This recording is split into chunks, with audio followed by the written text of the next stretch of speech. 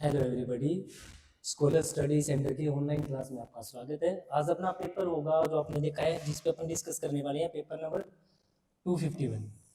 Okay, तो अपने जो 251 नंबर पेपर है, इसके इंग्लिश के जो 25 क्वेश्चन है उस पर डिस्कस करने वाले हैं। ठीक है ना, तो ध्यान दीजिएगा और अच्छे क्वेश्चन है, गौर करिएगा। ठीक है, क्वेश्चन नंबर 1। ठीक है, तो सबसे पहले अपन क्वेश्चन पे अगर ध्यान दें तो इसमें लिखा हुआ क्या है, इसमें लिखा हुआ है एरर। तो अपना जो क्वेश्चन है वो किससे रिलेट कर रहा है, एरर वाला क्वेश्चन है। और एरर वाले क्वेश्चंस के बारे में आपको पता है, हमारा जो एक सेंटेंस है इसको कितने पार्ट में बांट रखा है। ए, ये अपना हो गया यहाँ तक है, बी पार्ट ये हो गया अपना सी पार्ट। और अगर हमारे सेंटेंस में कुछ भी गलती नहीं है, कोई ग्रामेटिकल एरर नहीं है, तो नेचुरल सी बात है हमारा आंसर क्या हो जाएगा, डी आंसर हो जाएगा। तो शुरुआत करते हैं। जैसे ये अपनी वर्ब है यहाँ पे, ठीक है, और ये इस वर्ब का है सब्जेक्ट है। ठीक है ना, अब आपको ये पता है कि सब्जेक्ट होता है वो हमेशा ओव से पहले वाला, अगर ओव लिखा है या कोई भी प्रीपोजिशन लिखा है, कोई भी प्रीपोजिशन लिखा है, तो इससे जो पहले शब्द होता है, प्रीपोजिशन से पहले जो शब्द होता है वो सब्जेक्ट होता है। तो सब्जेक्ट इस ओव के पहले लिखा है वो क्या है, क्रिटिक्स है, और क्रिटिक्स है वो बहुवचन है। तो बहुवचन होने की वजह से यहाँ पर हमें क्या लगा के दे रखा है, आर्ग्यू। इसमें एस का यूज नहीं कर रखा। क्यों नहीं कर रखा, क्योंकि हमारा सब्जेक्ट है वो भी तो प्लूरल है ना। तो जब सब्जेक्ट प्लूरल है तो नेचुरल सी बात है हमारी वर्ब भी प्लूरल होगी। ठीक है, इसके बाद फिर से अपने आते हैं दैट पे, दैट शब्द पे। दैट के बाद में दे रखा है the new measures introduce to fight crime are. अब इसमें एक बार फिर से देखिए, हमारा जो सब्जेक्ट है वो कौन है, द न्यू मेजर्स। दैट है वो कंजंक्शन था यहाँ पे, दैट यहाँ पे किसका काम कर रहा है, कंजंक्शन का। कंजंक्शन के तुरंत बाद में जो शब्द होता है वो कौन होता है, सब्जेक्ट होता है। तो हमारा सब्जेक्ट कौन है यहाँ पे, मेजर्स। अब मेजर्स शब्द है, इसमें भी एस लगा रखा है, तो सब्जेक्ट हमारा प्लूरल हो गया। और जब सब्जेक्ट प्लूरल है तो नेचुरल सी बात है हमारी वर्ब भी कैसी होनी चाहिए, प्लूरल होनी चाहिए। तो इसमें आर भी प्लूरल लगा रखा है। ठीक है ना, अब इसके बाद में आ गया अपना simply papering on the, papering on the cracks. अब इस जो एक शब्द देखिए यहाँ पे गौर करिए, ये शब्द होता है पेपर ओवर द क्रैक्स। तो अब आप समझ गए ना, यहाँ पे ऑन लगा रखा है, जबकि यहाँ पर होना क्या चाहिए था, ओवर होना चाहिए था। और एक्चुअल में इसका मीनिंग क्या होता है, कोई दीवार वगैरह है उस पर क्या बन जाए, क्रैक्स आ जाए, तो उस क्रैक्स को ढकने के लिए हम क्या कर देते हैं, उसके ऊपर पेपर लगा देते हैं। तो पेपर ओवर क्रैक्स का मतलब होता है किसी प्रॉब्लम को या किसी समस्या को, किसी जो गलत चीज है उसको छुपा देना। तो यहाँ पे पेपर ऑन द क्रैक्स की बजाय यहाँ पर अपने को क्या चाहिए था, पेपर ओवर द क्रैक्स होना चाहिए था। तो नेचुरल सी बात है सी हमारा आंसर हो जाएगा। Is it clear, next question पे चलते हैं भाई। क्वेश्चन नंबर 2 पे देखिए, क्वेश्चन में फिर से क्या दे रखा है, क्वेश्चन में फिर से एरर शब्द दे रखा है। तो नेचुरल सी बात है ये क्वेश्चन भी हमारा किससे रिलेट करता होगा, एरर से। ज्यादा बताने की जरूरत नहीं है, वही एक सेंटेंस दे रखा है और सेंटेंस को कितने पार्ट में डिवाइड कर रखा है, 4 पार्ट में।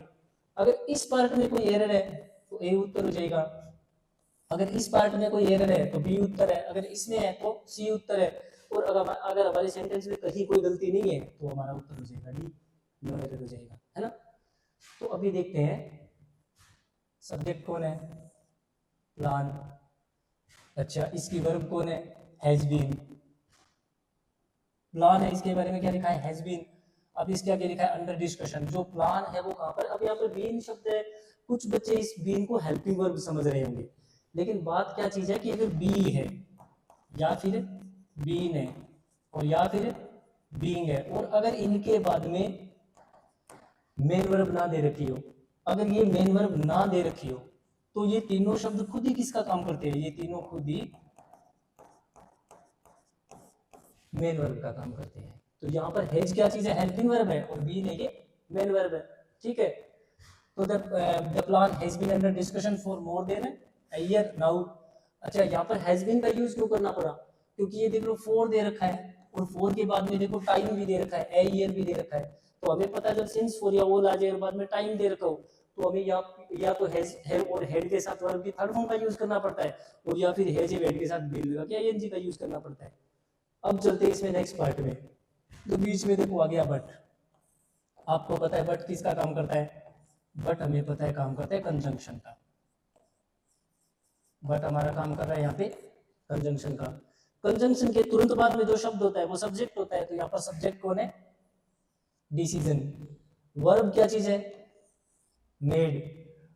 अच्छा, डिसीजन को वैसे एक्चुअली बनाया नहीं जाता है, लेकिन डिसीजन करने को अपन मेक बोलते हैं, मेक डिसीजन। तो अब इनके बीच में आप डिसीजन और मेक के बीच में एक चीज लिख लो, या तो लिख लो ने और या लिख लो को। डिसीजन ने किया या डिसीजन को लिया जाता है, तो नेचुरल सी बात है क्या आएगा? को आएगा। तो जब भी सब्जेक्ट और वर्ब के बीच में को आ जाए तो वो सेंटेंस हमेशा किसका होता है? पैसिव का। और अगर पैसिव का सेंटेंस है तो हमें पता है हैज और हेड के साथ किसका यूज करना पड़ेगा? बीन का यूज करना पड़ेगा। तो हमारा आंसर हो जाएगा यहाँ पे सी। अभी मैंने आपको एक चीज बताई है, अगर कहीं पर भी कोई भी सब्जेक्ट दे रखा है और कोई भी वर्ब दे रखी है, अगर इन दोनों के बीच में क्या दे रखा हो? ने, तो वो सेंटेंस हमेशा एक्टिव वॉइस का होता है। अगर कोई भी सब्जेक्ट दे रखा है और इसके बीच में क्या आ जाए? सब्जेक्ट और वर्ब दोनों के बीच में आ जाए को और या आ जाए से, तो ये सेंटेंस हमेशा पैसिव का होता है ना। जैसे ये लिखा है, मान लिया क्रिकेट और आगे लिखा है प्ले, तो क्रिकेट और प्ले के बीच में ने आना चाहिए या को आना चाहिए? क्रिकेट ने खेला या क्रिकेट को खेला जाता है? क्रिकेट को खेला जाता है, तो नेचुरल सी बात है ये सेंटेंस हमारा पैसिव का होगा। और ये लिखा हुआ है मान लिया प्लेयर्स और आगे लिखा है प्ले, तो प्लेयर्स और प्ले के बीच में भी ने लिख लो और एक बार को लिख लो। तो खिलाड़ियों ने खेला या खिलाड़ियों को खेला जाता है? खिलाड़ियों ने खेला, वो तो नहीं आ रहा। तो जब सब्जेक्ट और वर्ब दोनों के बीच में क्या आ जाएगा? ने आ जाएगा, तो वो सेंटेंस हमेशा एक्टिव वॉइस का होता है। तो यहाँ पर वही बात है, सब्जेक्ट का डिसीजन काम क्या हो रहा है? मेक करना, तो डिसीजन ने थोड़ी ना बनाया, डिसीजन को लिया गया, तो सेंटेंस हमारा है पैसिव का। और पैसिव की वजह से इस एज के साथ हमें क्या लगाना पड़ेगा? बीन लगाना पड़ेगा। ओके, चलते हैं क्वेश्चन नंबर 3 पे। सबसे पहले देखते हैं लिखा क्या है, ज्यादा ध्यान देने की जरूरत नहीं है क्वेश्चन पे, सीधी सी बात है। यहाँ पे क्या दे रखा है? ब्लैंक दे रखा है और नीचे 4 ऑप्शन दे रखे हैं, तो सीधी सी बात है हमें इन चारों में से एक शब्द को इस खाली स्थान में भरना होगा। तो ये सवाल होता है फिल इन ब्लैंक्स वाले। लिखा क्या है? बिकॉज जो आइस ग्रेन्स है किस में? स्लश में। कोई एक स्लश है, स्लश किसको बोलते हैं भाई? स्लश बोलते हैं कोई भी बर्फ का जो बड़ा पिंड होता है ना, उसको स्लश बोलते हैं। या आपने बर्फ वाले गोले खाए होंगे, बर्फ वाले गोले होते हैं, उनको भी एक्चुअल में स्लश बोला जाता है। तो कोई भी बड़ा बर्फ का गोला हो तो उसको स्लश बोलते हैं, और उस स्लश में क्या चीज है? आइस ग्रेन्स है, उसमें बर्फ के टुकड़े हैं। और वो है कैसे? बर्फ के टुकड़े कैसे? उसमें लूजली बॉन्डेड। अब जो उसमें जो बर्फ के छोटे छोटे जो ग्रेन्स है ना, जो कण है, वो उनके उनका जो बॉन्डिंग है वो बहुत ही लूज है। तो इस कंडीशन में उस स्लश के टूटने के चांस है या वो बना रहेगा? अगर लूजली है तो नेचुरल सी बात उसके टूटने के चांस है ना। तो इससे अब क्या हो जाएगा? अब इस इट का यूज किसके लिए हो रहा है? उस स्लश के लिए, उसी स्लश के लिए। तो वो स्लश क्या करने की गुंजाइश है भाई? वो अनस्टेबल है कि फ्लेक्सिबल है, या मतलब इंटरडिपेंडेंट है या कॉम्पैक्ट है? नेचुरल सी बात है वो अनस्टेबल है, उसकी स्टेबिलिटी नहीं है। अगर जो बर्फ का गोला है उसमें जो बर्फ के कण है वो कैसे बॉन्डेड है? बहुत ही लूज बॉन्डेड है। तो नेचुरल सी बात है वो स्टेब्लिश है, वो स्टेबल नहीं है, वो टूट जाएगा थोड़ी देर में, स्टेबल नहीं है। तो इसलिए वो क्या चीज है? अनस्टेबल है। और उसके अनस्टेबल होने की वजह से क्या हो जाएगा? 10 का मतलब होता है इस वजह से क्या हो जाएगा? एवेलेंस हो जाएगा। एवेलेंस का मतलब होता है कोई भी बर्फ की चोटी वगैरह पर जो बर्फ पर्वत की चोटी आदि होती है उस पर जो बर्फ जमी होती है ना, अगर वो एकदम से नीचे गिर जाए तो उसको बोलते हैं एवेलेंस। एवेलेंस, और इसका मतलब होता है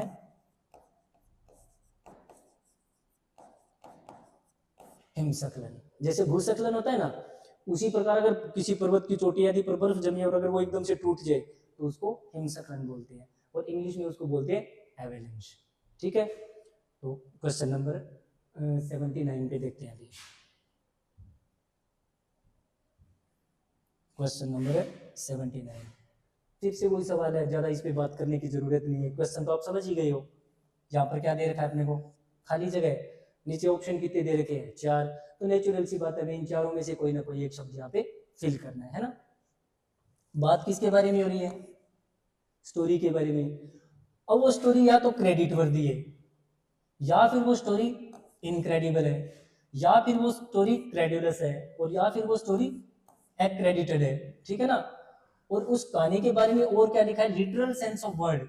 लिटरल का मतलब होता है जैसा लिखा है वैसा का वैसा, लिटरली बोलते हैं ना, लिटरली का मतलब क्या होता है, जैसा लिखा है डिट्टो वैसा का वैसा।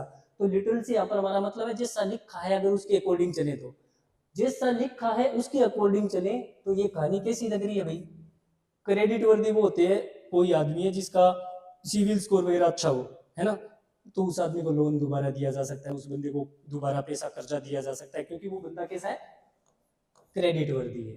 ठीक है ना, अगर एक्रेडिटेड है, एक्रेडिटेड का मतलब होता है, एक्रेडिट का मतलब होता है किसी बंदे को कोई अथॉरिटी दे देना। अगर हम किसी आदमी को कोई काम करने का लाइसेंस दे दे या अथॉरिटी दे दे तो उसको बोलते हैं एक्रेडिट करना उसको। ठीक है ना, क्रेडुलस का मतलब होता है जल्दी से विश्वास कर लेना। अगर कोई आदमी किसी की बात पर या किसी बंदे पे जल्दी से विश्वास कर लेता है तो उसको बोलते हैं क्रेडुलस। ठीक है ना, क्रेडिबल का मतलब होता है विश्वास करने के लायक, और इनक्रेडिबल का मतलब होता है अविश्वसनीय।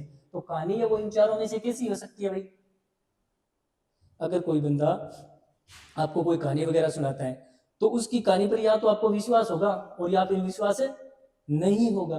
तो यहाँ पर इसने क्या बता रखा है कि वो कहानी इनक्रेडिबल है, जिसकी उस कहानी पे भरोसा नहीं किया जा सकता। तो नेचुरल सी बात है, हमारा आंसर हो जाएगा इनक्रेडिबल।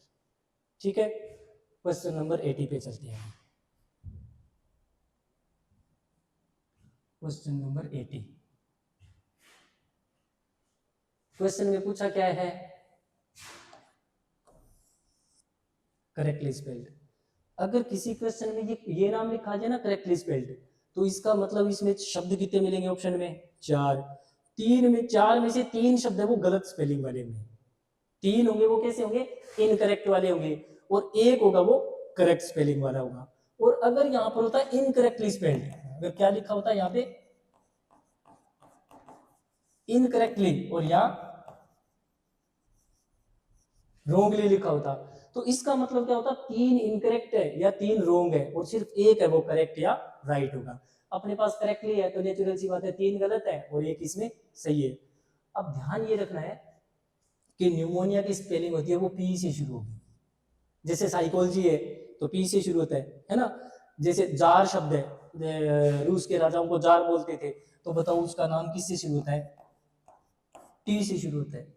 ठीक है ना, जैसे सुनामी है, तूफान आते हैं ना, सुनामी सुना होगा नाम, तो उसका नाम तो स है लेकिन उसका स्पेलिंग किससे शुरू होता है, टी से शुरू होता है। ठीक है ना, तो इसी प्रकार क्या चीज है, न्यूमोनिया है, इसका उच्चारण किससे शुरू होगा, पी से, और न्यूमोनिया है तो NEU होगा, इसमें न्यूमोनिया है तो NEU होगा। ठीक है, जैसे न्यूट्रल लिखते हैं ना अपने, न्यूट्रल NEUTRAL न्यूट्रल, तो NEU का न्यू बन गया, तो यहाँ पर भी क्या बन गया, NEU का क्या बन गया, न्यू बन गया, और ये मोनिया हो गया, न्यूमोनिया। तो हमारा आंसर हो जाएगा सी। ठीक है, क्वेश्चन नंबर 81 पे चलते हैं भाई।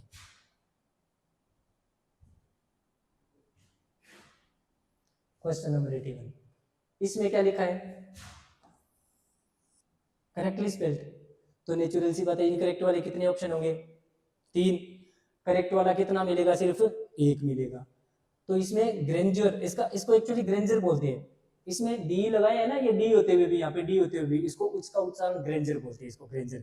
और ग्रेंजर चीजें कौन सी होती है, शालीन, जबरदस्त, शानदार, मैग्निफिसेंट, इसका मतलब होता है मैग्निफिसेंट, शानदार चीज, उसको बोलते हैं ग्रेंजर, मैग्निफिसेंट। मैजेस्टिक, जिसको अपन भव्य को क्या बोल सकते हैं, मैजेस्टिक, शानदार चीज। तो इसी प्रकार जैसे मैग्निफिसेंट का मतलब शानदार चीज होती है और मेजेस्टिक का मतलब भी शानदार होता है, उसी प्रकार शानदार के लिए कौन सा शब्द होता है? ग्रेंजर। और ग्रेंजर की स्पेलिंग क्या होती है? DEUR। पहले तो सीधा ग्रैंड शब्द याद रखो, जैसे ग्रैंड पार्टी होती है और है ना, तो पहले तो इसको याद रख लो। अब इसमें क्या जोड़ना है? बस इसमें EUR और जोड़ दो, EUR बस। ओके, इसके बाद में कौन सा वर्ड है? क्वेश्चन रह गया अपना 82 पे चलते हैं, ठीक है। क्वेश्चन नंबर अपना है 82।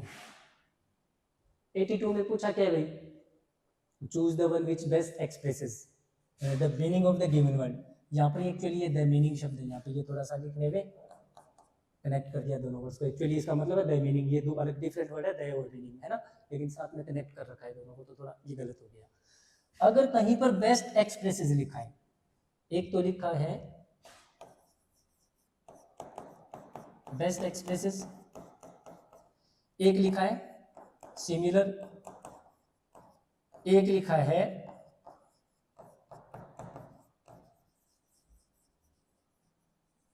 Nearest in meaning. इन तीनों का ही मतलब क्या होता है? सिनोनिम। अगर किसी क्वेश्चन में क्या लिखा है? बेस्ट एक्सप्रेस लिखा है, या क्या लिखा है? सिमिलर लिखा है, और या क्या लिखा है? Nearest in meaning. तो एक्चुअल में हमें जो भी शब्द दे रखा है ना, उस शब्द का हमें क्या बताना होता है? सिनोनिम बताना होता है। और सिनोनिम का मतलब होता है समानार्थी शब्द, पर्यायवाची। और अगर अपोजिट लिखा होता तो नेचुरल सी बात है, उसका उल्टा शब्द बताते, विलोम शब्द बताते। तो हमें शब्द क्या दे रखा है यहाँ पे? एक्साल्ट वर्ड दे रखा है, और इस एक्साल्ट का मतलब होता है खुश। इसका मतलब होता है किसी को प्रेज करना, एडुलेट करना किसी को, ठीक है ना, किसी को एडुलेट करना, एडुलेट करना, प्रेज करना, किसी को एडमायर करना, प्रेज करना, ठीक है ना। और एक्सटोल का मतलब भी वही होता है। एक्सटोल का मतलब भी क्या होता है?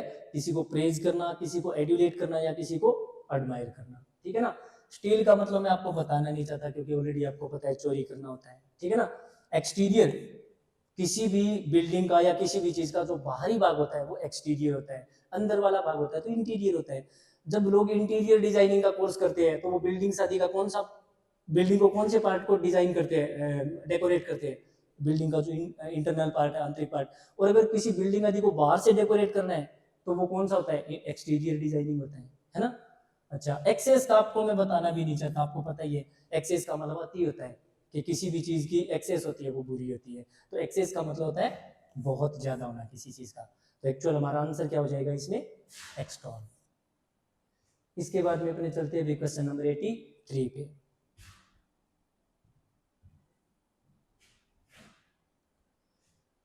फिर से वही चीज भैया जी, इसने दे रखा है बेस्ट एक्सप्रेस, बताने की जरूरत ही नहीं है। इसने क्या पूछा है हमसे?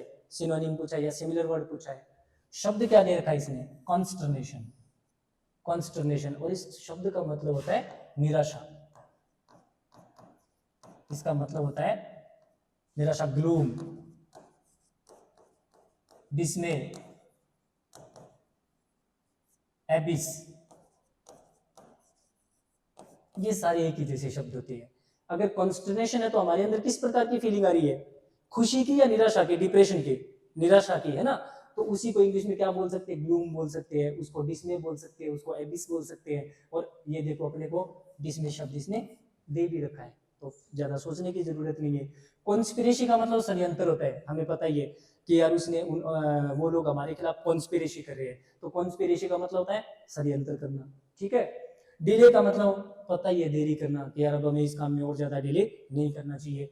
कॉन्स्ट्रेंट का मतलब होता है किसी को किसी एक जगह पे कन्फाइन कर देना, मतलब लिबर्टी, फ्रीडम देना या उल्टा कर देना, फ्रीडम का उल्टा कर देना, किसी एक जगह पे सीमित कर देना किसी को, ठीक है ना। कन्फाइन कर देना, जिसको अपन बोल सकते हैं कन्फाइन कर देना, कन्फाइन कर देना। ओके, क्वेश्चन नंबर 84 पे चलते हैं भाई। क्वेश्चन नंबर 84 पूछा क्या चीज है? अपोजिट। अपोजिट पता ही है, हमें विलोम शब्द बताना है। इसकी जगह पर और क्या लिखा हुआ आ सकता है? कंट्रेरी, इन कॉन्ट्रास्ट, ठीक है। कंट्रास्ट का मतलब भी उल्टा और कंट्रेरी का मतलब भी उल्टा।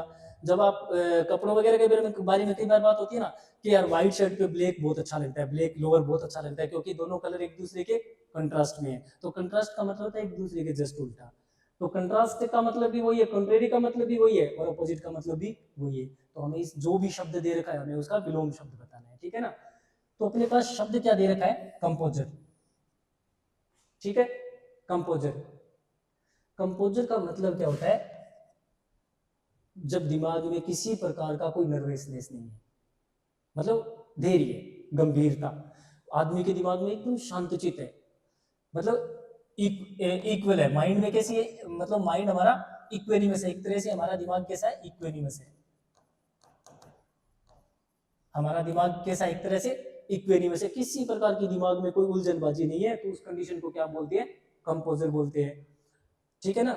अच्छा, अब क्या हो जाएगा भैया जी इसका, फिर ये शब्द कंपोजर शब्द है, कंपोजर है। अब इनके इसके जैसे दो तीन शब्द दे रखे हैं भैया पे, नर्वस भी दे रखा है, एंजाइटी भी दे रखा है, एजिटेट भी दे रखा है, और इयोटा भी दे रखा है। इयोटा का मतलब होता है सबसे थोड़ी मात्रा किसी चीज की, बोलते हैं ना कि यार मुझे इस मामले में रत्ती भर एक कण भी संदेह नहीं है, तो उस रत्ती या कण को इंग्लिश में क्या बोलते हैं, या कण को इंग्लिश में क्या बोलते हैं, इयोटा बोलते हैं, ठीक है ना। एजिटेट का मतलब अंदर से परेशान होना, अगर हमारा दिमाग एजिटेशन की कंडीशन में है तो कैसा है, परेशान है, ठीक है ना। एंजाइटी है तो चिंता, नर्वस है तो भी चिंता, ठीक है ना। अब बात यह है कि जिस शब्द के लास्ट में यू आर ई दे रखा होता है, जिस शब्द के लास्ट में क्या दे रखा हो, यू आर ई दे रखा होता है, वो शब्द नाउन होता है। वो शब्द क्या चीज होती है, नाउन होती है। जैसे कलर, जैसे बिहेवियर, है ना। तो जिसके लास्ट में ओ यू आर दे रखा होता है ना, और या यू आर ई दे रखा होता है, या तो ओ यू आर और या यू आर ई, जैसे पिक्चर, जैसे पिक्चर, जैसे फर्नीचर, तो लास्ट में यू आर ई है, और इसके लास्ट में भी क्या चीज है, यू आर ई। तो जिस शब्द के लास्ट में यू आर ई दे रखा होता है वो नाउन होती है। तो जब यहाँ पर नाउन दे रखा है तो हमें इन चारों में से जो भी शब्द पकड़ना है वो क्या होना चाहिए, नाउन ही होना चाहिए। और जिसके लास्ट में आई टी वाई लिखा होता है, जिसके लास्ट में टी वाई लिखा होता है, वो शब्द भी क्या चीज होती है, नाउन होती है। तो नेचुरल सी बात है, हमारा उत्तर हो जाएगा एंजाइटी। हालांकि इसका मतलब भी यही होता है, हालांकि नर्वस का और एजिटेट होने का मतलब भी वही होता है, नर्वस होना, परेशान होना, ठीक है ना। लेकिन फिर भी हमने एंजाइटी को क्यों चुना भाई इसमें, एंजाइटी को, क्योंकि यहाँ पर दे क्या रखा है, नाउन। तो हमें भी इसका उत्तर में जो शब्द देंगे वो भी क्या होने चाहिए, नाउन होनी चाहिए फिर, ठीक है। इसके बाद में अपने चलते हुए क्वेश्चन नंबर 85। इसमें दे रखा है, एक बार फिर से देखो, अपोजिट दे रखा है, अपोजिट इन मीनिंग, ठीक है ना। अपने पास शब्द क्या चीज है, इसको बोलते हैं सक्सिंक्ट। इस वर्ड का उच्चारण क्या चीज होता है, सक्सिंक्ट, ठीक है ना। अब इसने आगे दे रखा है, इसका एक तो फेलियर दे रखा है, एक इसमें वर्बोस दे रखा है, एक इसमें सटल दे रखा है, और एक इसने, एक्चुअली ये शब्द थोड़ा सा लिखने में गलत हो गया, इसके शुरुआत में आई वगैरह कुछ नहीं है, सीधा नेग्लिजेंस है, नेग्लिजेंस। इसके शुरुआत में जो आई है ना, एक्चुअल में इस आई को नहीं होना चाहिए, क्योंकि फिर तो ये कोई शब्द ही नहीं बनेगा, ये शब्द होता है नेग्लिजेंस, ठीक है ना। अच्छा, इस शब्द को देख करके आप याद कर सकते हो, इस शब्द को बोलते हैं सक्शिंक्ट। अब इसको मैं याद करने का आपको एक तरीका बताता हूं, इससे क्या याद रख लो, संक्षिप्त। थोड़े थोड़े उच्चारण आपस में मिलते हैं कि नहीं मिलते हैं, है ना। तो जब भी कभी आपके आगे सक्शिंक्ट वर्ड आए तो आप क्या याद रख लो, संक्षिप्त याद रख लो। अब संक्षिप्त होगा तो इसका मतलब छोटा, या मतलब संक्षेप में चीजें, या बहुत ज्यादा ब्रीफ में, या चीजें बहुत ज्यादा बड़ी, ब्रीफ में चीजें। तो इस वर्बोस का, इसका उल्टा मीनिंग क्या होता है, वर्बोस। वर्बोस का मतलब होता है शब्दों से भरा हुआ। अगर कोई वर्बोस आदमी है तो कैसा आदमी होगा, जो बात 4 लाइनों में कही जा सकती है वो घुमा फिरा के उसको पूरा ग्रंथ बना देगा उस बात का। तो ऐसे आदमी को क्या बोला जाता है, वर्बोस, ठीक है ना। याद कैसे रखना है, वर्ब का मतलब होता है क्रिया, ठीक है।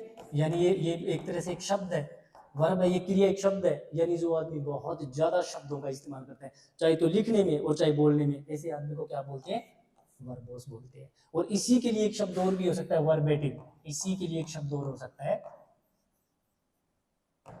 वर्बेटिम। इसी के लिए एक शब्द और हो सकता है चैटर बॉक्स, बातों का डिब्बा, चैटर बॉक्स। इसी के लिए एक शब्द और हो सकता है, चैटर बॉक्स बातूनी आदमी को बोलते हैं, और टीवी को बोलती है इडियट्स बॉक्स या ऐसा कुछ बोलते हैं टीवी के लिए, है ना। तो इसको बोलते हैं वर्बेटिम भी बहुत ज्यादा बोलने वाला, वर्बोस भी बहुत ज्यादा बोलने वाला, चैटर बॉक्स भी बहुत ज्यादा बोलने वाला, और इसके लिए एक बेहतरीन सा शब्द होता है, बहुत ही अच्छा शब्द होता है लोकेशियस, बातूनी आदमी। इसका मतलब भी होता है बातूनी आदमी, ठीक है। अच्छा, इसका आपको पता ही है, मैं बात ही नहीं करना चाहता फेलियर वर्ड के बारे में, सभी को पता है क्या होता है, ठीक है। सटल का मतलब होता है बारीक, सूक्ष्म चीजें, बारीक महीन चीजें, बारीक चीजें, उसको बोलते हैं सटल। इसको सटल भी बोलते हैं कोई, बट एक्चुअल में इसको क्या बोलना चाहिए, सटल बोलना चाहिए। इसके बाद में होता है नेग्लिजेंस। नेग्लिजेंस का मतलब क्या होता है, हमें किसी चीज के बारे में पता नहीं है ना, तो हम उस चीज को लेकर कैसे नेग्लिजेंट है, और नेग्लिजेंट को जब नाउन में चेंज करेंगे तो क्या बन जाएगा, नेग्लिजेंस बन जाएगा, मतलब अनजान होना, किसी चीज के बारे में अज्ञान था, उसको नेग्लिजेंस बोलते हैं, ठीक है। अभी चलते हैं अभी अपने क्वेश्चन नंबर 86 पे।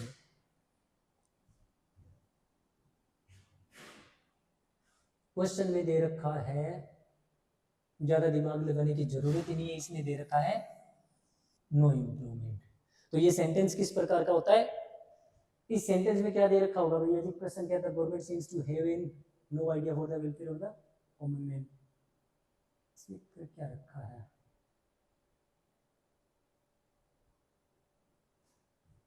replace the underlined words phrase with the best alternative from the options given below in case no improvement is needed, no improvement is the government, इसमें अंडरलाइन नहीं कर रखा भाई शब्द को, the government seems to have no idea for the welfare, तो इसमें actually इसको अंडरलाइन करना चाहिए था, इसको, इस शब्द को अंडरलाइन करना चाहिए था, ठीक है। तो द गवर्नमेंट सीम्स, सरकार लग रही है, सीम करने का मतलब क्या होता है, लगना हमें, it seems it would rain, ऐसा लग रहा है जैसे बरसात होने वाली है, तो सीम का मतलब लगता है, लग रहा है कि सरकार लग रही है, टू हैव नो आइडिया, जैसे कि सरकार के पास कोई आइडिया ही नहीं है, किस बात के लिए, भलाई के लिए, वेलफेयर बोले तो भलाई किन की, कॉमन मैन, आम आदमी की। तो नो आइडिया फॉर की जगह हमें इस शब्द को इन चारों में से किसी एक शब्द से रिप्लेस करना है। नो इम्प्रूवमेंट का मतलब ही क्या होता है कि जो भी शब्द अंडरलाइन कर रखा है, एक्चुअल में इसको अंडरलाइन किया हुआ होना चाहिए था, लेकिन इसको अंडरलाइन नहीं कर रखा है, तो इस नो इम्प्रूवमेंट वाले सेंटेंस में क्या होता है, मान लिया ये शब्द अंडरलाइन किया हुआ है, तो अगर ये शब्द यहाँ पर अपने आप सही है पहले से ही, तब तो हमारा उत्तर क्या होगा, नो इम्प्रूवमेंट, यानी हमें कोई भी इम्प्रूवमेंट करने की जरूरत नहीं है। और अगर कुछ चेंज करने की जरूरत है तो फिर इन तीनों में से किसी एक शब्द को चेंज करना होता है। तो अब सरकार क्या लगती है, सरकार को ऐसा लगता है जैसे सरकार को कोई इंटरेस्ट नहीं है, ऐसा लगता है जैसे government seems to have no interest, जैसे सरकार को कोई इंटरेस्ट नहीं है किस काम में, welfare of the common man, आम आदमी की भलाई के लिए, आम आदमी के कल्याण में सरकार को जैसे कोई इंटरेस्ट नहीं है। यहाँ पर इंटरेस्ट का मतलब है रुचि, ठीक है। एक्चुअली इसको अंडरलाइन होना चाहिए था यहाँ पे। क्वेश्चन 87 पे चलते हुए 87 नंबर क्वेश्चन देखते हैं। क्वेश्चन में पूछा क्या है भाई, ये भी फिर से नो इम्प्रूवमेंट का है, ये क्वेश्चन भी अपना किस चीज का है, नो इम्प्रूवमेंट का, लेकिन इसमें भी थोड़ा सा इश्यू आएगा। अब आप समझ गए होंगे कौन सा इश्यू आएगा, कि अगर कोई भी सेंटेंस किससे संबंधित हो, नो इम्प्रूवमेंट वाला होता है, तो उसमें एक पार्ट को थोड़ा अंडरलाइन करना पड़ता है, क्योंकि हमें उसी शब्द को तो फिर इंप्रूव करना है ना इन्हीं शब्दों के द्वारा। तो एक्चुअल में इस शब्द को यहाँ पे अंडरलाइन किया हुआ होना चाहिए था, है ना। जो ये तीन शब्द है ना, हैज, क्लोज, नाउ, अगर ये शब्द यहाँ पर इस सेंटेंस में अपनी जगह सही है, तब तो हमारा उत्तर क्या चीज हो जाएगा, नो इम्प्रूवमेंट। और अगर इसकी जगह हमें चेंज करना है, तो या तो इस शब्द को इससे चेंज करेंगे, या इससे चेंज करेंगे, और या फिर इससे चेंज करेंगे। तो देखते हैं बात किसके बारे में हो रही है, जख्म के बारे में, ठीक है ना। वुंड का मतलब क्या चीज होता है, जख्म। अब जख्म होता है वो भी क्लोज हो जाता है, या मतलब हील कर जाता है, या रिपेयर कर जाता है, या क्लीन कर जाता है। नेचुरल सी बात है, जख्म है वो ठीक होता है, ठीक होता है। तो ठीक होने के लिए किस शब्द का यूज होता है, हील करना बोलते हैं, ठीक है ना। तो हमारा आंसर हो जाएगा ए। हीलिंग पावर किसको बोलते हैं भाई,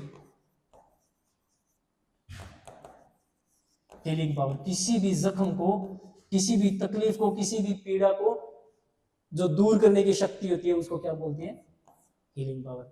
मेडिटेशन अपने आप में क्या चीज है, meditation is healing power, meditation है वो एक तरह का हीलिंग पावर होता है, ठीक है ना। तो जब यहाँ पर बात जख्म की हो रही है, बात जख्म की हो रही है, तो नेचुरल सी बात है, हमारा ऑप्शन क्या बन जाएगा, हील वाला बन जाएगा, ठीक है ना। अगर यहाँ कोई शॉपिंग मॉल होता और होता तो क्लोज भी हो सकता था, क्योंकि शॉपिंग मॉल है वो या तो ओपन होते हैं और या क्लोज होते हैं। अगर कोई बिल्डिंग वगैरह होती, यहाँ पर कोई बिल्डिंग वगैरह होती तो रिपेयर लिख सकते थे, क्योंकि बिल्डिंग्स होती है वो या डैमेज्ड होती है और या रिपेयर होती है। लेकिन अपने पास क्योंकि वुन शब्द है तो हमें किसका यूज करना पड़ा, हील का यूज करना पड़ा। क्वेश्चन नंबर 88 पे चलते हैं।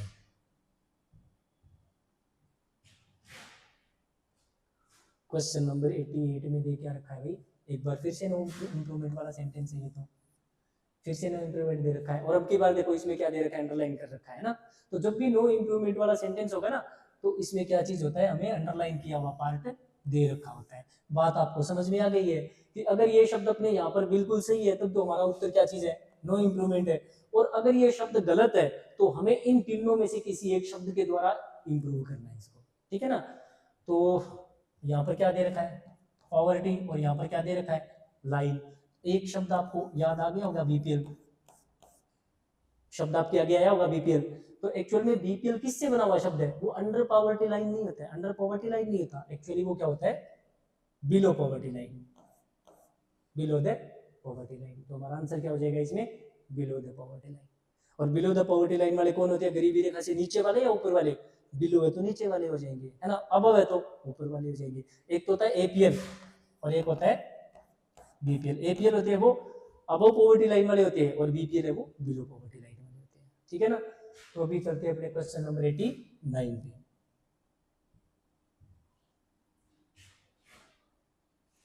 क्वेश्चन में पूछा है भाई, choose the alternative which best express.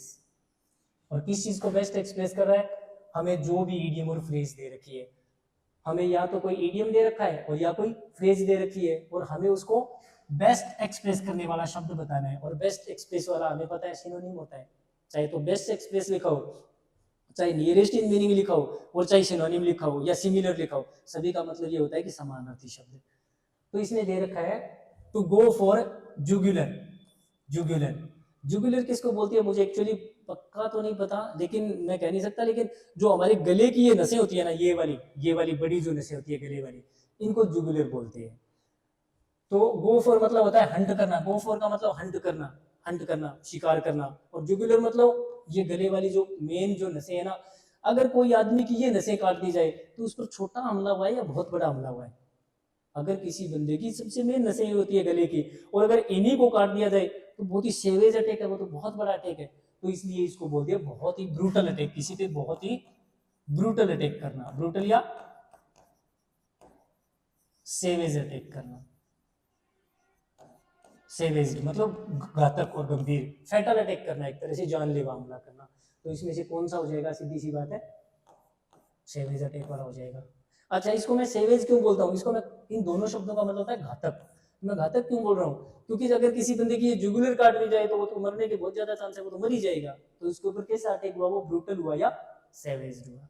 तो इसका मतलब हो जाएगा ब्रूटल अटैक करना किसी पे, ठीक है। क्वेश्चन नंबर 90 पे चलते हैं भाई।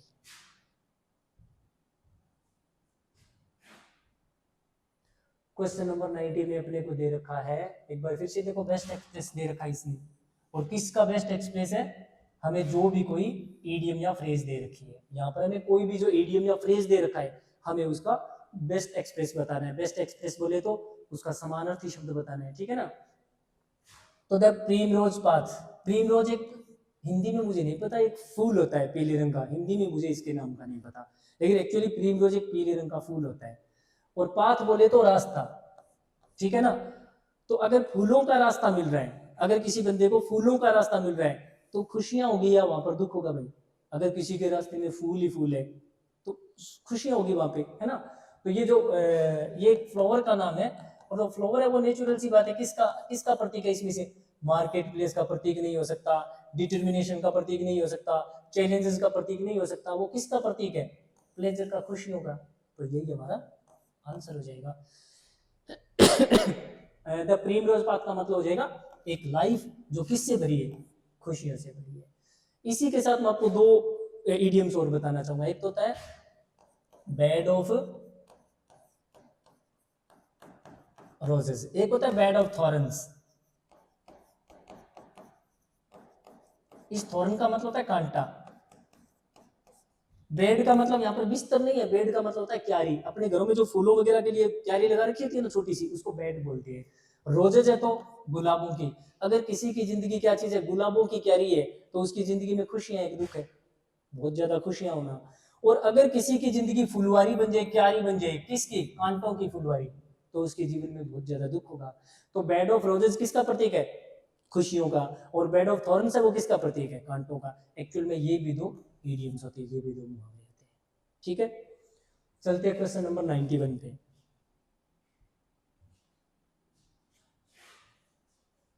क्वेश्चन में दे रखा है भाई सब्स्टिट्यूट, चूज द वन। हमें कोई एक ऑप्शन चुनना है जो कर क्या रहा है, सब्स्टिट्यूट कर रहा है किसको?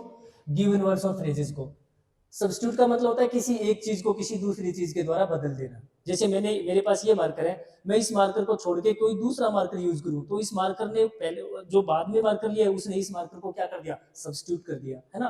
तो हमें जो भी यहाँ पर शब्द दे रखे हैं, यहाँ पर जो भी वर्ड्स हमें दे रखे हैं, हमें इन शब्दों को सब्स्टिट्यूट करना है, लेकिन मीनिंग चेंज नहीं होना चाहिए। जब सब्स्टिट्यूट करेंगे तो मीनिंग चेंज नहीं होना चाहिए। तो यहाँ पर इसने क्या दे रखा है भाई? एक्ट मैंने कार्य, एक्सेसिव बहुत ज्यादा, ऑब्सिक्वियस मैनर। ऑब्सिक्वियस का मतलब होता है फॉलो करना, फॉलो करना किसी को, और वो भी फॉलो भी बहुत ज्यादा फॉलो करना किसी को, ठीक है ना। और किस मैनर का मतलब तरीका, किस तरीके से? कि पीछे पिच लगू हो जाना, चिपकू की तरह, मतलब पिच लगू की तरह किसी के पीछे चलना, तो उसको बोलते हैं कोटो, उसको बोलते हैं कोटो। आपको याद कैसे रखना है? कोटो शब्द तो चलो थोड़ा अजीब सा है, मैं टो शब्द बताता हूँ आपको। इस टो का मतलब होता है, आपने देखा होगा ना, अगर कोई गाड़ी वगैरह रुक जाती है तो एक गाड़ी के और दूसरी गाड़ी के साथ उसको जोड़ के लेके जाते हैं, उसको टो करना बोलते हैं। उसको क्या बोलते हैं? टो करना। और जब टो कर लोगे तो वो क्या चलेगा? उसके पीछे पीछे चलेगा। तो जब कोई बंदा कुछ बोल रहा है कि हाँ भाई ऐसा ही होगा, दूसरे ने बोला, सामने वाले ने बोला ना ऐसा नहीं होगा, ना भाई ऐसा नहीं होता है, मतलब पिच लगू की तरह होना, तो उसको कोटो करना बोलते हैं, उसको बोलते हैं कोटो करना, ठीक है। प्यूराइल का मतलब होता है इमेच्योर, भोला भाला बेवकूफ, उसको प्यूराइल बोलते हैं। सिनाइल का मतलब होता है सठिया जाना, उम्र ज्यादा उम्र होने की वजह से, उम्र ज्यादा हो गई, 70-80 साल का है, बोल कुछ रहे और सुनाई कुछ और दे रहा है, उसको बोलते हैं सिनाइल कर जाना। उसको हिंदी में अपन क्या बोलते हैं? सठिया जाना, सठिया जाना। इसके बाद में कोल्ड्रॉन। कोल्ड्रॉन का मतलब होता है कढ़ाई, बड़ी कढ़ाइयाँ होती है ना जिसपे अपन घर पे कुछ स्वीट्स वगैरह या वाट एवर बनाते हैं, कढ़ाई, बड़ा कढ़ा, उसको कोल्ड्रॉन बोलते हैं, उसको बोलते हैं कोल्ड्रॉन, ठीक है। इसके बाद में क्वेश्चन नंबर 92 पे चलते हैं। क्वेश्चन नंबर 92 में पूछा क्या है भाई? सब्स्टिट्यूट। एक बार फिर से सब्स्टिट्यूट, और किसको सब्स्टिट्यूट करना है? जो भी हमें कोई या तो वर्ड्स दे रखे होंगे और या फिर हमें कोई फ्रेज दे रखी है और हमें उसको सब्स्टिट्यूट करना है। तो हमें फ्रेज तो ये दे रखी है, हमें ये फ्रेज दे रखी है, और हमें इन चारों में से उसको सब्स्टिट्यूट करना है।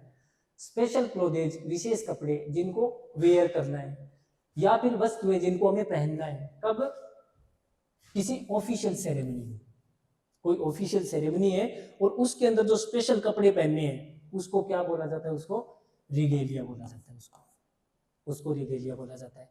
जैसे कोई राजा है, उसका राज तिलक होना है, तो राज तिलक वाले दिन उसके स्पेशल कपड़े होंगे, फिर उसके क्राउन भी होगा, ठीक है ना, उसके हाथ में वो उसकी कोई छड़ी भी होगी। तो किसी स्पेशल ओकेजन पे जो कपड़े पहने जाते हैं, जो स्पेशल पोशाक होती है, उसको रिगेलिया बोलती है, उसको बोलती है रिगेलिया, ठीक है ना। अच्छा, एम्ब्लेम का मतलब होता है प्रतीक, सिंबल, इसको क्या बोलते हैं? सिंबल बोलते हैं। एम्ब्लेम शब्द अगर कहीं पर भी लिखा हो तो आपको क्या समझना है? उसको प्रतीक। और प्रतीक के लिए हम किस शब्द का और यूज कर सकते हैं? सिंबल का यूज भी कर सकते हैं, ठीक है ना। इसके बाद में एपिथेट। एपिथेट का मतलब होता है किसी को कोई और नाम दे देना, उपनाम दे देना, विशेषण। जैसे शाहरुख खान है, उसको लोग किस नाम से ज्यादा जानते हैं? शाहरुख खान को लोग किस नाम से पुकारते हैं?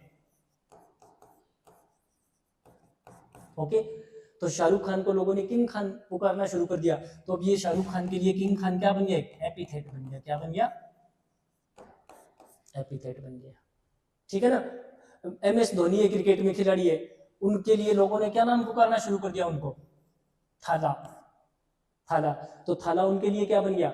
एपिथेट बन गया, ठीक है ना। तो एपिथेट का मतलब होता है किसी व्यक्ति वस्तु को कोई एक स्पेशल नाम दे देना, ठीक है ना, तो उसको एपिथेट बोलते हैं। अच्छा, क्रीड का मतलब होता है विश्वास, जो हमारा बिलीफ है, जो हमारी आइडियोलॉजी है, उसको क्रीड बोलते हैं। क्रीड से बने हुए कई सारे शब्द होते हैं, जैसे क्रेडुलस हो गया, क्रेडुलस हो गया, इनक्रेडिबल हो गया, क्रेडिबल हो गया, क्रेडिबल हो गया, इनक्रेडिबल हो गया, वो सारे किससे बने हुए शब्द है? क्रीड से बने हुए शब्द है। इसके बारे में अपने कभी अदर क्लास में बात करेंगे, ठीक है। इसके बाद में अपना क्वेश्चन है भाई 93।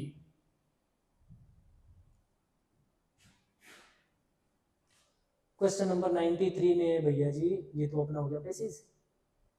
पेसेज में आपको करना क्या होता है? एक्चुअली स्कीमिंग करना होता है। आपको कभी पेसेज से रिलेट करता हुआ कोई भी क्वेश्चन आए तो आपको उसमें करना क्या होता है? लिटरली पूरा का पूरा मत पढ़ो, लेकिन उसको सरसरी निगाह से एक बार पढ़ लो। उसमें जो बेसिकली जो चीजें दे रखी आइडिया समझ लो, इसमें बंदे ने बोलने की क्या कोशिश करी है। तो शुरुआत में क्या बात हो रही है भाई? अवॉइड करने के लिए किस चीजों को अवॉइड करना है? पुलिस ओपिनियंस, मूर्खतापूर्ण ओपिनियंस है ना, उनको उनमें भाग लेने के लिए या उनसे बचने के लिए, उनको अवॉइड करने के लिए। जो क्या करती है ये ओपिनियंस, क्या करती है? मैनकाइंड इज प्रोन टू, मतलब जो मूर्खताएं करने के लिए आदमी से पूरी पूरी गुंजाइश है। प्रोन का मतलब कोई गलती करने की गुंजाइश होना। आदमी है वो फुलिश ओपिनियंस को मानता है। इससे बचने के लिए no super human brain is required. तो उस मूर्खताओं से बचने के लिए सुपर ह्यूमन दिमाग की जरूरत होती है कि नहीं होती है? नहीं होती है। देखो नो लिखा हुआ है, उसके लिए हमें कोई सुपर ह्यूमन बनने की जरूरत नहीं है। छोटी छोटी बेवकूफियां करते हैं हम जिंदगी में, तो उनसे बचने के लिए ये जरूरी नहीं है कि हमारे अंदर कोई सुपर कमांडो ध्रुव वाला जैसा दिमाग हो, या मतलब स्पाइडरमैन बैटमैन वाला दिमाग हो। ऐसा सुपर ह्यूमन होने की जरूरत नहीं है। A few simple rules, थोड़े से सीधे साधे रूल आपको कीप करेंगे फ्री, आपको मुक्त रखेंगे।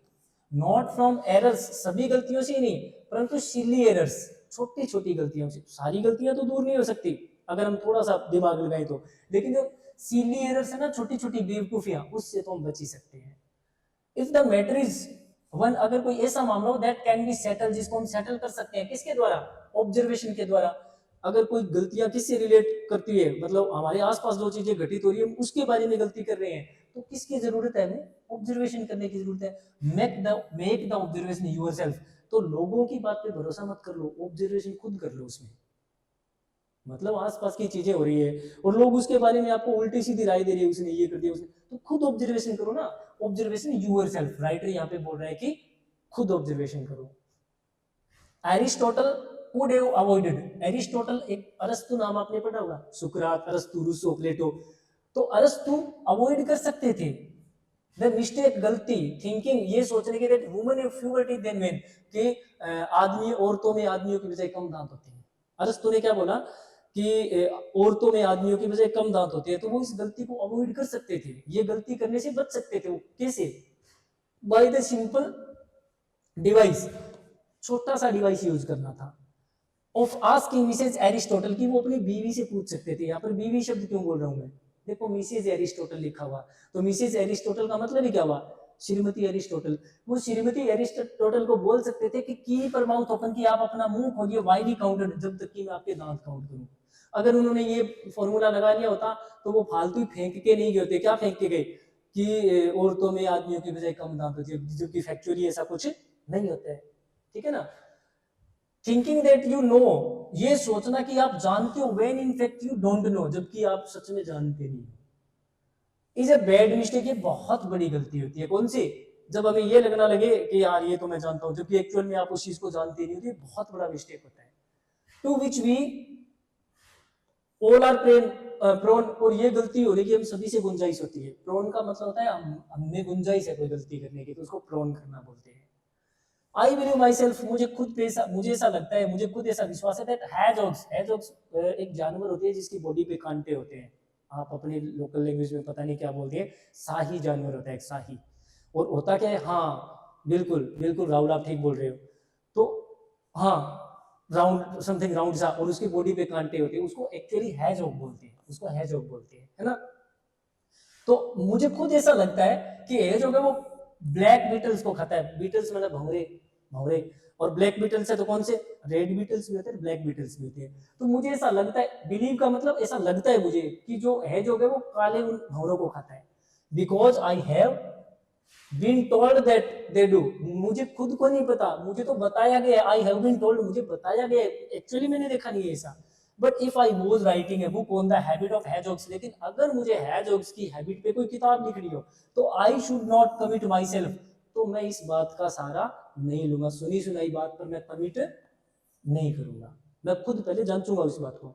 I had seen one enjoying, कब तक, अंटिल, जब तक I had seen one enjoying this diet, जब तक मैं किसी हेजहॉग को इस डाइट को एंजॉय करते हुए खुद ना देख लूं। कौन सी डाइट को? ब्लैक बीटल्स वाली डाइट को। जब तक मैं हेजहॉग को खुद कोई बीटल ना खाते हुए देख लूंगा तब तक मैं इस बात को नहीं मानूंगा। एरिस्टोटल, अरस्तु वॉज लेस कॉशियस, अरस्तु इस मामले में थोड़े कम सचेत थे। मैं सचेत हूं कि जब भी मैं हेजहॉग के बारे में किताब लिखूंगा तो मैं तो खुद पहले चेक करूंगा, लेकिन अरस्तु ने ऐसा नहीं किया, बस उन्होंने तो अपने मन से लिख दिया कि औरतों में आदमियों की बजाय कम दांत होते हैं। एंशिएंट एंड मेडिवल राइटर्स, मध्य युगीन और प्राचीन जमाने के जो राइटर है वो जानते थे सब कुछ यूनिकॉर्न्स के बारे में और सैलमेंडर्स के बारे में। यूनिकॉर्न्स एक सींग वाले घोड़े जैसा जानवर होता था, यूनिका मतलब आपको पता ही है एक होता है, और कॉर्न्स वो एक सींग वाले जानवर, और salamanders. Not one of them thought, उनमें से किसी ने भी नहीं सोचा। नॉट वन की जगह आप किसका यूज कर सकते हो? नोबडी। इसकी जगह आप नोबडी भी यूज कर सकते हो, नन भी यूज कर सकते हो, नो वन भी यूज कर सकते हो। इन तीनों का एक ही मतलब, नॉट वन, इन चारों का एक ही मतलब होता है। अगर कहीं पर नॉट वन लिखा मिल जाए ना तो एक्चुअली वहां पर नोबडी की बात हो रही होती है। तो नोबडी ऑफ देम थॉट, उनमें से किसी ने ये नहीं सोचा, इसको जरूरी नहीं समझा टू अवॉइड कि वो बच्चे डॉगमेटिक स्टेटमेंट्स अबाउट देम, कि वो इन यूनिकॉर्न्स और जो सैलमेंडर्स है इनके बारे में फालतू के प्रवचन ना दे। डॉगमेटिक स्टेटमेंट्स का मतलब होता है फालतू का ज्ञान।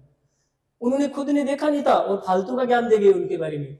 Because he had never seen one of them, क्योंकि उन्होंने इनको देखा ही नहीं था। खुद ने उन्होंने कभी ना तो यूनिकॉर्न्स देखे थे और ना सैलमेंडर्स देखे थे, और उनके बारे में फालतू ज्ञान देके चले गए, है ना। और अब वो चीजें हमें पढ़नी पड़ रही है, हालांकि हमें भी उनकी सुनी सुनी लिखी हुई बातों पे बिलीव करना पड़ रहा है, और देखा उन्होंने खुद ने भी नहीं था ये चीजें। तो नंबर 1 क्वेश्चन है हमारा, लेखक, ऑथर बोले तो लेखक पोर्ट्रे कर रहा है मैनकाइंड, मानव जाति को, संपूर्ण मानव जाति को किस रूप में पोर्ट्रे किया, किस रूप में चित्रण किया है मानव जाति का? बहुत इंटेलिजेंट है, सुपरह्यूमन क्वालिटीज है मानव जाति में, बहुत ही नर्वस और कमजोर है, और बाय एंड लार्ज का मतलब होता है अधिकांश। बाय एंड लार्ज का मतलब होता है अधिकांश, बोले तो मोस्टली। बाय एंड लार्ज का मतलब होता है मोस्टली। मोस्टली मानव जाति लेजी है और इग्नोरेंट है। इग्नोरेंट मतलब उनको फैक्ट्स के बारे में ज्यादा जानकारी नहीं है। राहुल क्या लग रहा है भाई? डी। आप ठीक बात कर रहे हो, डी उत्तर है, क्योंकि मानव जाति है वो खुद ज्यादा ऑब्जर्व नहीं करती। सामने वाले ने बोल दिया और हमने उसको फॉलो कर लिया, हमने उस बात पे ट्रस्ट कर लिया। हम लेजी है, हम फैक्ट में जाने की तो कोशिश ही नहीं करते कभी, ठीक है ना। चलते हैं क्वेश्चन नंबर 2 पे भाई। वैसे इसके सेकंड क्वेश्चन में क्या बोला इसने? The author is in favor of drawing conclusions on the basis of लेखक है वो फेवर कर रहा है, फेवर मतलब सपोर्ट करता है किस बारे में? जब भी उसको कोई कंक्लूजन निकालना हो, लेखक है कोई भी किसी भी बात का कंक्लूजन निकालना चाहता है, निष्कर्ष निकालना चाहता है, तो वो किस आधार पर निकालना चाहता है, किस बेसिस पर? रीजनिंग के द्वारा, या फिर एमिनेंट थिंकर्स जो बड़े बड़े थिंकर्स है उनको पढ़ करके, या फिर इंपीरिकल एविडेंस। इंपीरिकल का मतलब होता है प्रैक्टिकल, इसका मतलब होता है प्रैक्टिकल एविडेंस, कि उसके पास प्रैक्टिकल सबूत होने चाहिए, तभी वो किसी बात को मानेगा, किसी निष्कर्ष पर पहुंचेगा। और या फिर डिस्कस करके और कंसल्टेशन करके। राहुल क्या लग रहा है आपके अकॉर्डिंग क्या होना चाहिए? वो तो सबूतों पर जाने की बात कर रहा है कि किसी की सुनी सुनाई बात पर तो भरोसा करना ही नहीं है। वो तो किस पर जा रहा है? वो तो एविडेंस पर जा रहा है, कि जब तक मैं खुद किसी चीज को ना देख लूं और ऑब्जर्व ना कर लूं तब तक मैं किसी बात पे ट्रस्ट नहीं करूंगा। तो वो किसी चीज के कंक्लूजन पर जाएगा तो किस बेसिस पर जाएगा? वो तो भैया जी इंपेरिकल एविडेंस के अकॉर्डिंग जाएगा। और इंपेरिकल का मतलब क्या होता है? प्रैक्टिकल, जिसको उसने अपनी आंखों से खुद ने सबूत के रूप में देखा हो, उसी बात को फॉलो करेगा, ठीक है। क्वेश्चन हो गया अपना नेक्स्ट, इसका पैसेज का देखते हैं।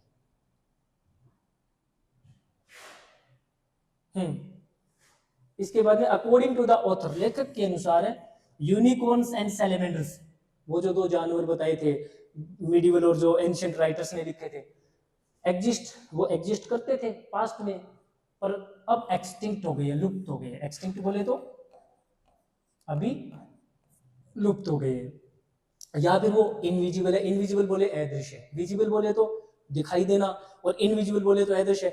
आपसे एक शब्द पूछ रहा हूँ, जब बहुत ज्यादा धुंध होता है, कोहरा होता है, तो उस टाइम पे एरोप्लेन्स कई बार टेक ऑफ क्यों नहीं करते, क्योंकि विजिबिलिटी बहुत कम होती है। तो विजिबिलिटी शब्द से, विजिबल से क्या बना हुआ है, विजिबल और इनविजिबल बना हुआ है। तो इसने बोला है कि ये दोनों जानवर है वो अब इनविजिबल हो गए हैं, या फिर वो कभी नेवर मैंने कभी नहीं एग्जिस्ट, वो कभी एग्जिस्ट ही नहीं करते थे, और या फिर strange stories to be written about them, या फिर इनकी वजह से क्या हो गया, बहुत बड़ी बड़ी कहानियां लिखी गई है।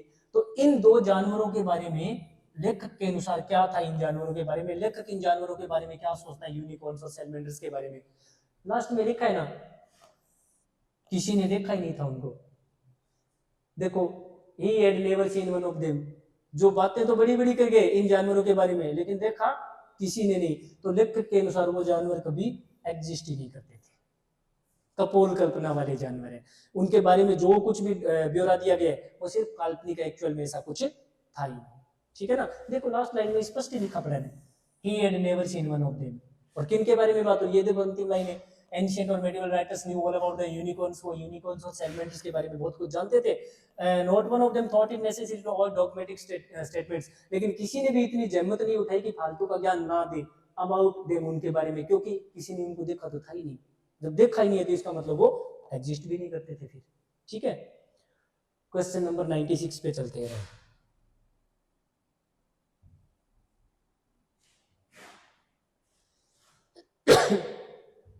ऑथर इंप्लाई कर रहा है, इंप्लाई करने का मतलब हिंट देना, इंप्लाई करने का मतलब होता है हिंट देना। इस पैसेज में लेखक हमें क्या हिंट दे रहा है, hedgehog eat black beetles, hedgehog है वो काले भौरे उनको खाता है, hedgehog don't really eat black beetles, hedgehog है वो ब्लैक बीटल्स को नहीं खाता है। He is writing a book about hedgehogs, वो शाही जानवर है उनके बारे में किताब लिख रहा है। या फिर he has never seen a hedgehog eating beetles, कि उसने अपनी आंखों से किसी हेजॉग को बीटल्स को खाते हुए नहीं देखा है। बताओ भाई उसने क्या हिंट दिया है, इसको पढ़ करके क्या पता लगा है, लिखा पड़े ना, लिखा ही पड़े सीधा सा, एक जगह कहीं पे आया था जैसे because I have been told, मुझे बताया गया है, दे डू, कि वो हेजॉग है वो बीटल्स को खाती है। But if I was writing a book, लेकिन यदि मैं किताब लिख रहा हूं द हैबिट ऑफ हेजॉग्स, हेजॉग्स की हैबिट के बारे में, I should not commit my self until I had seen one enjoying the diet, जब तक मैं खुद अपनी आंखों से उसको वो डाइट खाते हुए ना देख लूं। कौन सी डाइट की बात हो रही है, वो ब्लैक बीटल्स की बात हो रही है। तो इसका मतलब ये हुआ कि मैं तब तक भरोसा नहीं करूंगा जब तक मेरी आंखों से देख ना लूं, इसका मतलब उसने अपनी आंखों से नहीं देखा है उनको। ठीक है ना, तो हमारा आंसर हो जाएगा भैया जी डी हो जाएगा इसमें। चलते हैं अभी क्वेश्चन नंबर है 97 पे।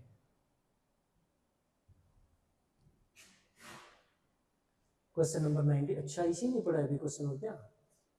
The attitude of the author is, इस पैसेज को लिखने वाले लेखक का एटीट्यूड कैसा है, कैसा नजरिया है उसका, जब उसने ये लिखा है तो ये लिखा हुआ पढ़कर आपको कैसा लग रहा है, वो कुछ दार्शनिक टाइप का आदमी है।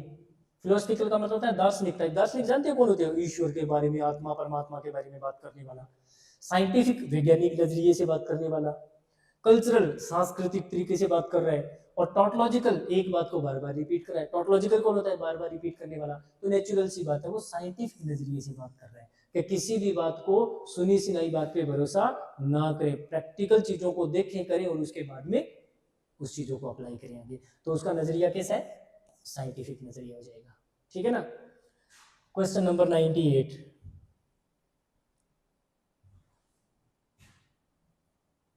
क्वेश्चन नंबर 98, हाँ भाई कौन सा क्वेश्चन है, jumble up sentence. Jumble up sentence का मतलब है 4 सेंटेंस दे रखे हैं, ठीक है ना, इनका सीक्वेंस सही नहीं है। जो ये 4 सेंटेंस दे रखे हैं ना ABCD, चारों आगे पीछे, अब हमें सेट करना है इनको कि ये पहले आएगा, ये पहले आएगा, ये पहले आएगा, इनमें से मिक्सअप है, हमें इसको सही करना है। तो ऐसे सेंटेंस को बोला जाता है जंबल अप सेंटेंस। तो इसमें देखिए शुरुआत में क्या लिखा है, this record of migration is one of the greatest natural events on earth. Each autumn millions of monarch butterflies leave their breeding grounds in US and Canada. The migration of the monarch butterflies is an amazing phenomenon.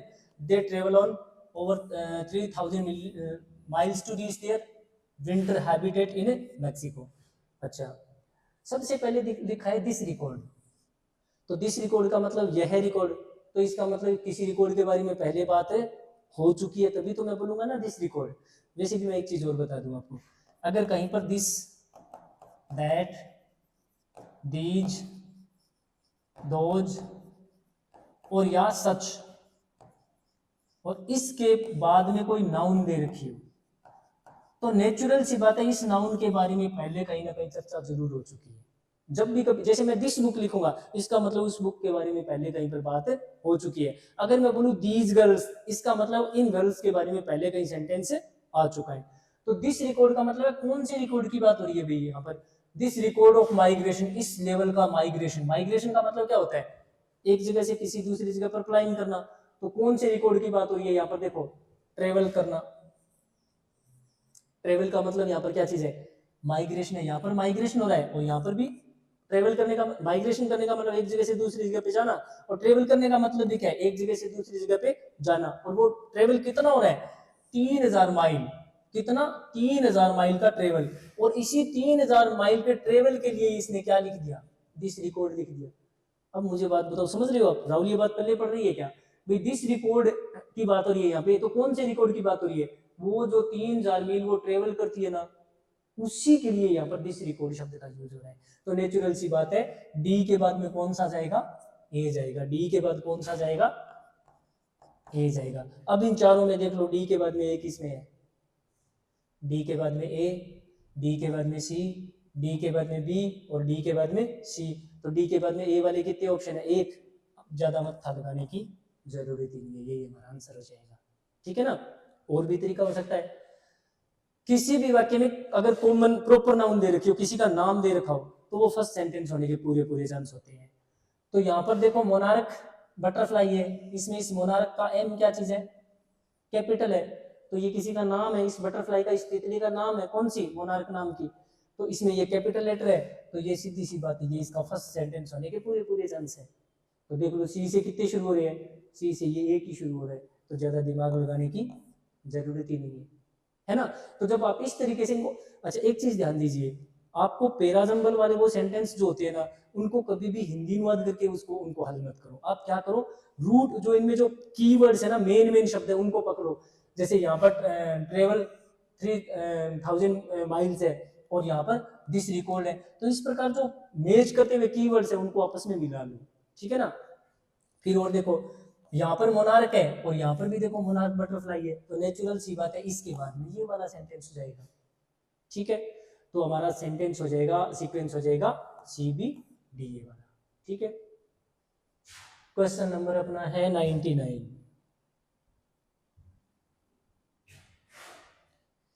Question number है 99, फिर से पेरा jumble है भाई। 4 jumbled up sentences. हमें 4 sentence दे रखे हैं और चारों के चारों कैसे है? Jumble up. सीक्वेंस में, एक सीक्वेंस में नहीं है, प्रॉपर सीक्वेंस में नहीं है, प्रॉपर ऑर्डर में नहीं है, हमें इनको सेट करना है। तो सबसे पहले मैंने अभी राहुल मैंने एक बात बोली थी, अगर आपको याद हो तो, कि जिस वाक्य में किसी का नाम दे रखा हो, प्रॉपर नाउन दे रखी हो, उस वाक्य को, उस सीक्वेंस का सबसे पहला सेंटेंस होने के चांसेस होते हैं। तो आइडिया लगा सकते हो, इसमें किसी का नाम दे रखा है और नाम की पहचान क्या होती है? फर्स्ट लेटर कैपिटल होगा। तो आइडिया लगाओ, किसी इसमें कोई ऐसा दे रखा है ऐसा कुछ? 1 नंबर में, 1, 2, 2 में या 3 में या 4 में, किसी में है?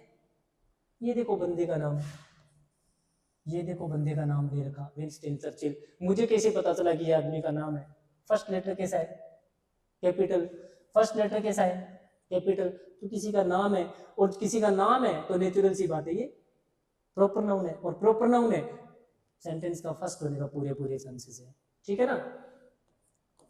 अच्छा, शुरुआत में दिखा क्या रखा है इसमें? बोर्न, मतलब बंदे का जन्म हुआ। यहां पर बंदे का जन्म हुआ है, इसके बाद में फिर क्या कर रहा है ये? Receive the Nobel prize. यहां पर क्या कर रहा है? यहां पर क्या कर रहा है? बंदे को नोबेल प्राइज रिसीव हो रहा है। यहां पर तो जन्म हुआ है, फिर इसने नोबेल प्राइज को रिसीव किया है। ठीक है ना? अच्छा, इसमें क्या कर रहा है? पास गए। कब? 1965 में। पास अवे का मतलब समझते हो? मर जाना, गुजर जाना, पास अवे गुजर जाना। अच्छा, और यहाँ पर क्या है? वो लीड कर रहा है अपनी कंट्री को विक्ट्री में, अपने कंट्री को जिता रहा है, लीड करने का नेतृत्व कर रहा है। किस काम में? जीत में। किसके खिलाफ? नाजी जर्मनी के खिलाफ लड़ाई में। तो यहाँ पे लीड कर रहा है। अब देखो, सबसे शुरुआत किससे हुई? बंदे के जन्म से, और मामला पहुंच गया? मरने तक। तो सी वाला सेंटेंस सबसे पहला हो जाएगा, और जो जो यहाँ पर मर गया ये सबसे अंतिम सेंटेंस हो जाएगा। अब ये जो बीच वाले काम है ये बीच में आ जाएंगे, पहले जन्म हुआ फिर बीच में डी और ए वाले काम करे, उसने ये कारनामे करे और लास्ट में डी वाले में फिनिश हो गई राम कहानी। तो शुरुआत किससे करेंगे, सी से करेंगे, एंड किससे करेंगे, एंड किससे करेंगे, बी से करेंगे, बीच में ये दोनों आएंगे। तो ऐसा सीक्वेंस देखो जिसके शुरुआत में तो क्या होना चाहिए सी और लास्ट में क्या होना चाहिए बी, यही हमारा आंसर हो जाएगा। ठीक है ना। अच्छा एक तरीका और भी है, 1874 में जन्म हुआ, फिर 74 के बाद कौन सा सन आया, 1940 आया, 40 के बाद कौन सा आया और 53 के बाद कौन सा आया। तो बताओ घटनाओं का सीक्वेंस बन गया कि नहीं बन गया। 40 में जन्म, फिर उसने 53 में कोई ये वाला कारनामा किया, फिर 53 में सॉरी 40 में सॉरी 1874 में जन्म, फिर 40 वाली घटना, फिर 53 वाली घटना और लास्ट में 65 वाली घटना। तो क्रोनोलॉजी बन गई इसकी, क्रोनोलॉजी के अकॉर्डिंग चल लेंगे। ठीक है ना। इसके बाद में क्वेश्चन नंबर 100। अच्छा एक चीज मैं आपको दोबारा बोलना चाहता हूँ, जो ये पैराजंबल वाले सेंटेंस है ना इनको प्लीज कभी भी हिंदी अनुवाद करके मत बनाइए। राहुल तेरी ये बड़ी खराब आदत है, हिंदी अनुवाद करके पढ़ता है, इसे मत पढ़ा कर इनको। ठीक है। क्वेश्चन नंबर 100 पूछा क्या है भाई, पैसिव एक्टिव। अगर दिया हुआ सेंटेंस एक्टिव का है तो हमें क्या बनाना है, पैसिव बनाना है, और पैसिव है तो एक्टिव बनाना है। सेंटेंस क्या है, हेल्प द नीडी। ठीक है ना। तो हेल्प शब्द है ये क्या चीज है, वर्ब की फर्स्ट फॉर्म। हेल्प शब्द है ये वर्ब की फर्स्ट फॉर्म। वर्ब की फर्स्ट फॉर्म से अगर कोई सेंटेंस शुरू होता है तो उसका पैसिव किससे शुरू करना चाहिए, किससे शुरू करना चाहिए, लेट से। और इसने कर भी किससे शुरू रखा है, चारों कोई लेट से। अब करना क्या है, जो वर्ब के बाद में पैसिव वॉइस में हमेशा ही क्या होता है, जो भी वर्ब दे रखी है ना, जो वर्ब के बाद वाला शब्द होता है ना उसको वर्ब से पहले ले आते हैं। तो अपने पास वर्ब के बाद में कौन है, द नीडी, तो द नीडी को पहले ले आओ। द नीडी को सबसे पहले किसको लिखेंगे, लेट को, उसके बाद में क्या लिखेंगे, द नीडी को। इसकी वजह से क्या हो जाता है, पैसिव वॉइस बनाते टाइम इस लेट की वजह से क्या आ जाता है, बी लगाना पड़ता है। ठीक है ना। और पैसिव वॉइस में मेन वर्ब की हमेशा कौन सी फॉर्म आती है, थर्ड फॉर्म आती है। तो हेल्प की थर्ड फॉर्म क्या हो जाएगी, ये हो जाएगा। तो ऑप्शन देख लो कौन सा भी, let the needy, be, help, ये हो जाएगा। ये क्यों गलत हो गया, बीइंग दे रखा है, ये क्यों गलत हो गया, बीइंग दे रखा है ना। और यहाँ पर ये गलत क्यों हो गया, अगर यहाँ पर हेल्पर्ड होता तो काम चल जाता, लेकिन यहाँ पर फर्स्ट फॉर्म लगा रखी है, तो ये हमारा आंसर हो जाएगा। ठीक है। चलो नेक्स्ट पेपर के साथ फिर आता हूँ, तब तक के लिए थैंक यू, बाय बाय।